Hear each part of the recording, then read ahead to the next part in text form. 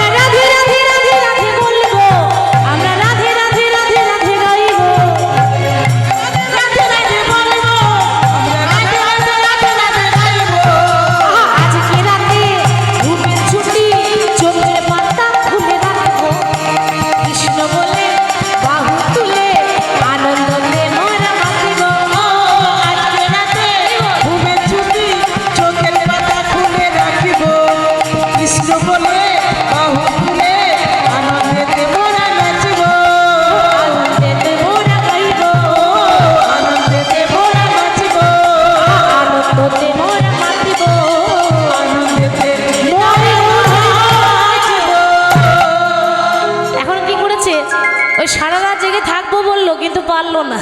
যেই না ভোর হয়ে গেছে অমনি চন্দ্রাবলী ঘুমিয়ে গেছে। ও মা, যেই না চন্দ্রাবলী ঘুমিয়ে গেছে ভগবান দেখতে যাক বাঁচা গেল, ঘুমিয়েছে মানে এই সুযোগে আমি এবার পালাবো। তা ভগবান সেই সুযোগে পালিয়ে যাচ্ছে কোথায়? সকালবেলায়। কোথায় যাচ্ছে মা? কোথায় যাচ্ছে ভগবান কৃষ্ণ এবারে? বাহ, মানে কথা দিয়েছিল রাত্রে আসবো, আর যাচ্ছে কখন? সকালবেলায়। কার কাছে যাচ্ছে? না রাধারানীর কাছে, তাই না? তো ভগবান কৃষ্ণ যখন রাধারানীর কাছে গিয়ে দাঁড়িয়েছে, রাধারানী প্রভাতকালে ভগবানকে কিন্তু দেখতে পায়নি। কেন? রাধারানী ঘোমটা নিয়ে বসে আছে। এবার তখনকার দিনে মায়েরা এত বড় বড় ঘোমটা নিত। কি গো মা, নিত তো? হ্যাঁ না না নিত। এখন আর কেউ নেয়? নাই না। এখন যদি কেউ ঘোমটা নিয়েছে তো ঠান্ডার ভয়ে নিয়েছে। কি গো, তাই তো? ঠান্ডার ভয়ে আমরা এই দেখবেন এরকম করে ঢাকা নিয়ে বসে থাকি। আগেকার দিনে মায়েরা এত বড় বড় ঘোমটা নিত। আর বাবা আগে না আরও অনেক নিয়ম ছিল। শুনেছি ঘরে যারা পুরুষ মানুষ বাইরের থেকে যখন ঘর ঢুকতো, কি করে বলুন তো?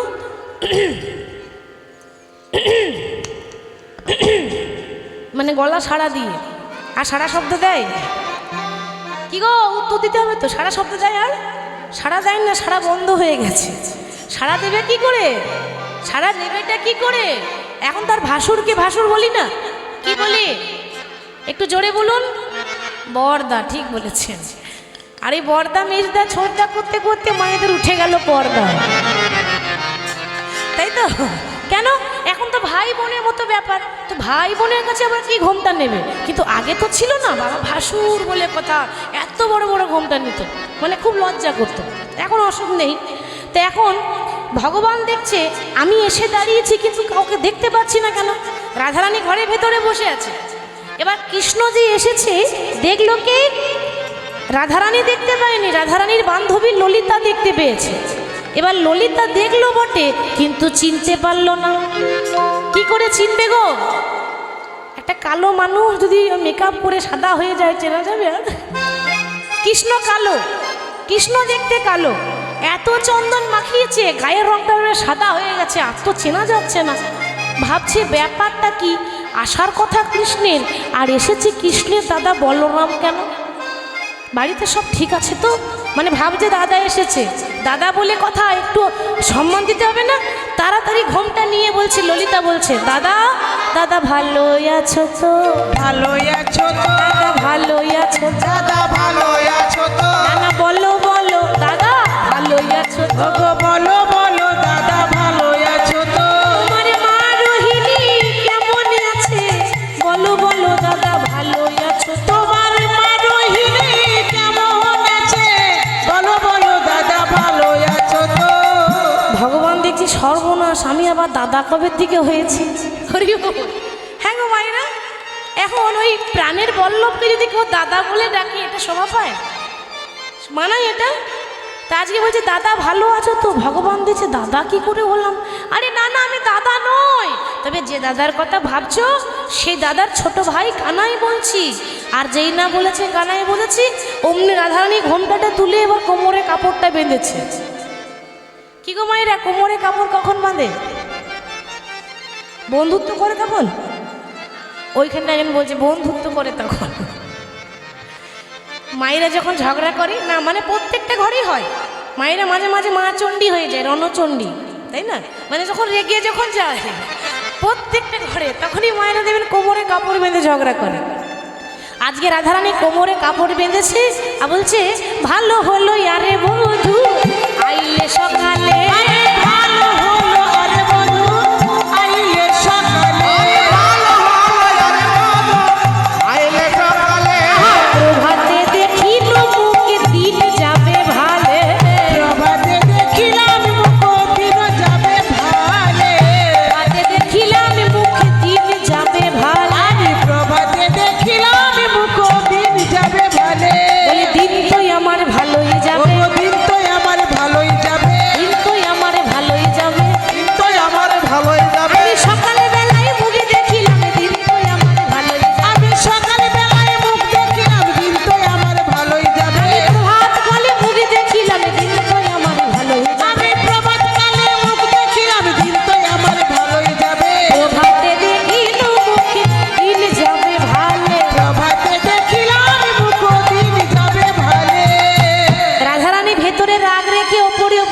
বলছি, ভালো হলো ভালো হলো, সকালে এসেছো ভালো করেছো। ও মা, রাধারানী না মানে ওই এতটা ঝগড়া করতে পারতো না, রাগ হতো কিন্তু কিছু মুখ ফুটে বলতে পারতো না, খুব শান্ত স্বভাবের মেয়ে। রাধারানী খুব শান্ত, কিন্তু আর একজন আছে সে আবার শান্ত নয়, সে সাংঘাতিক। রাধারানীর বান্ধবী ললিতা, ললিতার আরেক নাম হচ্ছে মুখোরা। ও মায়েরা, মুখোরা মানে বোঝেন? যারা খুব বেশি ঝগড়া করে, তাই না? ঠিক কথা। একটা কথা বলবো, কিছু মনে করবেন না তো? বলবো বলবো, রাগ করবেন না তো? দেখবেন যারা খুব ঝগড়ুটে হয় না, তাদের মুখের ডিজাইনটাই আলাদা হয়।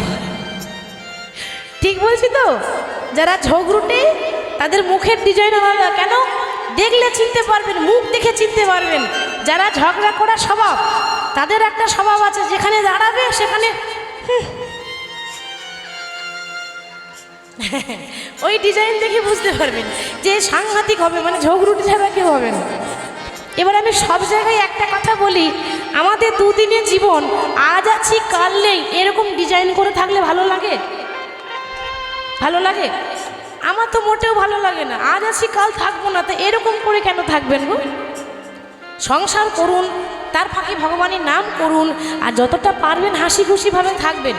হাসলে শরীর ভালো থাকে, হাসলে মন ভালো থাকে, হাসলে আমাদের হার্ট ভালো থাকে, হাসলে দেখতেও ভালো লাগে। হাসির অনেক উপকার আছে জানেন। এবার অনেকে আছে হাসতে জানে না, ওই রকম ডিজাইন করে বসে থাকবে, মানে দেখলে আর কথা বলতে ইচ্ছা হয় না। যাই হোক, এই ললিতা কিন্তু ভীষণ মুখরা। ললিতা বলছে, দেখো বধূ, ওই রাধারানী হচ্ছে সরলা, অবলা, আর আমি সরলাও নই আর আমি অবলাও নই। কেন না, আজকে তোমাকে প্রত্যেক দিন যেমন দেখি, আজকে তো তা দেখছি না। কি করে দেখবে? আজকে তো সব উল্টো হয়ে আছে। এবার কৃষ্ণ কিন্তু নিজেই জানে না যে আমার অবস্থা কেমন। কেন? কৃষ্ণ তো সকালবেলায় মুখ দেখে আসেনি আয়নাতে, কি করে জানবে যে আমার কি অবস্থা করেছে? তা কেন? এই প্রত্যেক দিন যা লাগে আজকে তেমনই লাগছে। বলে না না না, আজকে তো আলাদা লাগছে। কেন জানো বধূ? ওরে ওরে শাখা, ওই দেখ দেখ, সখী আই আই পড়েছে রূপের কাজলে রোয়া ভাব, আই আই পড়েছে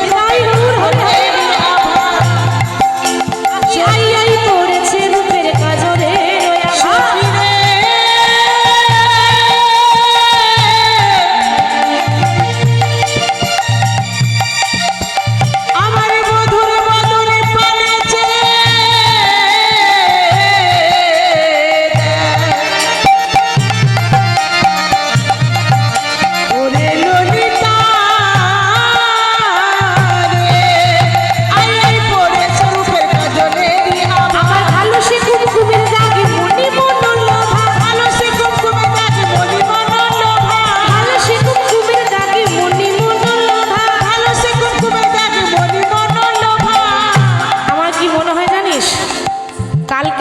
শ্যামনগরকে কেউ দাগ দিয়েছে রে, আর যে দিয়েছে না সে ভালোই দাগে দিয়েছে, ভালোই দাগ দিয়েছে, ভালোই দাগে দিয়েছে, ভালোই দাগ দিয়েছে। দাগ ধুলেও যাবে না সখী, ভালোই দাগে দিয়েছে, দাগ ধুলেও যাবে না সখী, ভালোই দাগ দিয়েছে, ধুলেও যাবে না সখী, ভালোই দাগে দিয়েছে, ধুলেও যাবে না সখী, ভালোই দাগ দিয়েছে। ভালো সে কুমকুমের দাগে মনি মন লোভা, ভালো সে কুমকুমের দাগে মনি মন লোভা।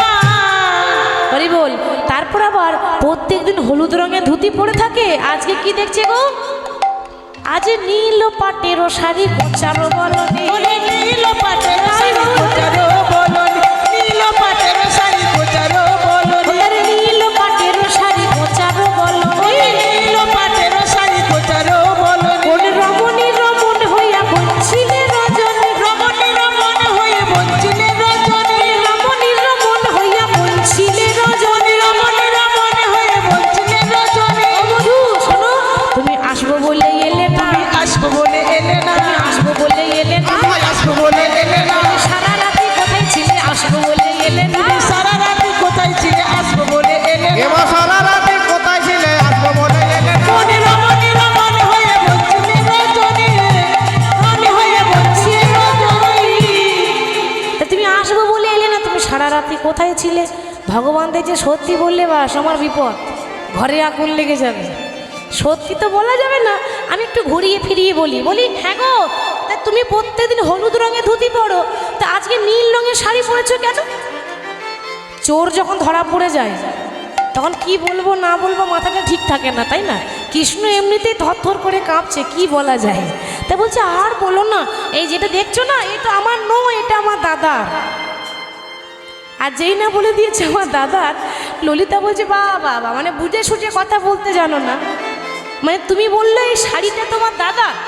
বলে হ্যাঁ হ্যাঁ গো, তো এতদিন জানতাম না, আজ একটা নতুন কথা জানলাম। কি জানো? বলি বলাই দাদা শাড়ি পরে, বলাই দাদা শাড়ি পরে, বলাই দাদা শাড়ি পরে, বলাই দাদা শাড়ি পরে, আগে আমরা জানতাম না গো বলাই দাদা শাড়ি ও পরে, বই আগে আমরা জানতাম না গো বলাই দাদা শাড়ি পরে, আগেই আমরা জানতাম না গো বলাই দাদা শাড়ি পরে, আগে আমরা জানতাম না গো বলাই দাদা শাড়ি পরে। তা তোমার দাদা শাড়ি পরে আগে জানতাম না, আজকে জানলাম। হরি বল। আচ্ছা ঠিক আছে, তা না হয় মানলাম, তো দাদার শাড়ি ভাইয়ের কাছে কি করে এলো? শাড়ির তো আর হাত পা হয়নি যে আপনা আপনি চলে আসবে। আর বলো না, সে অনেক কথা, অনেক কথা, মানে তো দু একটা আমাদের বলো, আমরা একটু শুনি। কালকে রাত্রে না আমি আমার দাদার কাছে ঘুমাচ্ছিলাম, আর কোথায় যে ছিল এ আপনারা ভালো জানেন, তাই তো? সেটা বলা যাচ্ছে না তো, লীলা করছে ভগবান, আনন্দ করছে, লীলা করে ভগবান আনন্দ পায়। তা বলছে আর বলো না, কালকে দাদার কাছে ঘুমাচ্ছিলাম, এখন না ওই ঘুমের ঘরে চাদর মনে করে টানাটানি করতে করতে আমারটা খুলে ভুল করে দাদারটা পরে চলে এসেছি। বাবা, তার দাদার বসনটা যখন তুমি পড়েছিলে ও শ্যামনগর, ঘরে আলো ছিল না, অন্ধকার ছিল নাকি? না, আলো তো ছিল, কিন্তু কিন্তু জ্ঞান ছিল না, জ্ঞান ছিল না, জ্ঞান ছিল না, জ্ঞান ছিল ঘরে না, আলো ছিল বটে জ্ঞান ছিল না, আলো ছিল বটে জ্ঞান ছিল না, জ্ঞানই আমার হারিয়ে গেল, আলো ছিল বটে জ্ঞান ছিল না, জ্ঞানী আমার হারিয়ে গেল, আলো ছিল বটে জ্ঞান ছিল না, জ্ঞানী আমার হারিয়ে গেল, আলো ছিল বটে জ্ঞান ছিল না, বলি জ্ঞানই আমার হারিয়ে গেল, আলো ছিল বটে জ্ঞান ছিল না। জ্ঞানী আমার হারিয়ে গেল, আলো ছিল বটে জ্ঞান ছিল না। আমার দাদার কাছে ছিলাম, আমার জ্ঞান ছিল না। বা তোমার জ্ঞানটা কোথায় থাকে? ওই যে তোমাদের ওই নীল শাড়ি পরে আছে না, রাধারানী নীল শাড়ি পরে, ওই রাধারানী যে নীল শাড়ি পরে আছে ওর কাছে পড়েছিল, এবার মন রয়েছে ওই মনে, তাহলে কি হবে কীর্তন শুনে, ঠিক তো? সেরকম অবস্থা। তা আমি ছিলাম ঘরে আর মন ছিল এইখানে, তা ভুল হবে না বলো? আচ্ছা বেশ বেশ, তা না হয় মানলাম। এই প্রশ্নের পর প্রশ্ন, প্রশ্নের পর প্রশ্ন। আচ্ছা বধু, তা না হয় হলো, কিন্তু একটু ভালো করে তাকিয়ে দেখো যে ওটা দাদার শাড়ি না কোনো দিদির শাড়ি। কি গো, এবার তুমি বলো ওটা দাদার না দিদির? হ্যাঁ গো, শাড়ি কারা পরে? দাদারা পরে, দিদিরা পরে, দাদারা তো পরে না। তাহলে এটা দাদার নয়, এটা নিশ্চয়ই কোনো দিদির শাড়ি। হরি বল, হরি বল। এই ঠিক এই সময় বাবা সবে তো সন্দেহ চলছে, এখনো তো সাক্ষী পাওয়া যায়নি। এবারে একজন এসে সাক্ষী দিচ্ছে, সে কে? হরি বল। ওই যে চন্দ্রাবলী ঘুমিয়ে পড়েছিল, যাকে ছেড়ে কৃষ্ণ এসেছে, ওই চন্দ্রাবলীর আবার একটা বান্ধবী আছে যার নাম পদ্মা। পদ্মাকে বলছে, হ্যাঁ রে এই পদ্মা, এ শুনেছি তুই নাকি খুব ভালো আগুন লাগাতে পারিস। হ্যাঁ হ্যাঁ, আমি জলেও আগুন লাগাতে পারি। এবার বাবা, যে মেয়ে জলে আগুন লাগায় ভাবো সে কত ডেঞ্জার হবে, বুঝতে পারছেন? মানে জলে আগুন লাগিয়ে দেয়। আমি সব পারি, তুই চিন্তা করিস না, এমন আগুন লাগাবো না, আগুন লাগবে রাধার ঘরে আর আগুনের তাপ আসবে তোর ঘর পর্যন্ত, মানে তাপ আসবে আগুনের, মানে কত ভালো আগুন লাগাতে পারে। এই যাব আর আসবো। দেখুন না, এখানে আগুন মানে কি দেশলাই কাঠির আগুন না, তাহলে হ্যাঁ, আমরা ওই গ্রাম বাংলায় বলি, মানে গ্রাম বাংলার একটা ভাষা থাকে তো, গোদা বাংলা ভাষা, সেই ভাষায় বলি লাগান ভাজান করা, তাই তো? বোঝেন তো, লাগান ভাজান মানে এর কথা তার কানে, তার কাছে তার কানে। এমনও মানুষ আছে বৌমায়ের কাছে শাশুড়ির নিন্দা, আর শাশুড়ির কাছে আবার বৌমায়ের নিন্দা করে, মানে ঘরের কথা নেওয়ার জন্য। এমনও মানুষ আছে। পদ্মা গিয়ে আগুন লাগাচ্ছে, দেখুন কি করে আগুন লাগাচ্ছে। বলি এই যে ও গোবিন্দ, গোবিন্দ বুঝে নিয়েছে আগুন লাগাতে এসেছে। কি ব্যাপার বলো তো, সকালবেলায় কি মনে করে? দরকার না থাকলে কি কেউ কারোর বাড়ি যায় নাকি গো? দরকার ছিল বলে এলাম। বলি কালকে রাত্রে কিছু মনে পড়ে না? মনে পড়িয়ে দেব। ভগবান দেখছে যা বাবা, এই তো মেয়েদের পেটে কথা থাকে না, আর এ যদি হাটের মাঝে হাঁড়ি ভেঙে দেয় আমার আর কোনো সম্মান থাকবে না। আরে চুপ চুপ, বলছি কালকে কোথায় ছিলাম না ছিলাম তুমি যেন সবার সামনে বলো না। কি বলছো গো তুমি ফিস ফিস করে? ও ফিস ফিস করে আমার কথা বলা হয় না, যা বলবো জোর গলায় বলবো। কালকে রাত্রে, মানে শুনি শুনি বলছি, আমার বান্ধবীর কাছে তুমি ছিলে চন্দ্রাবলী।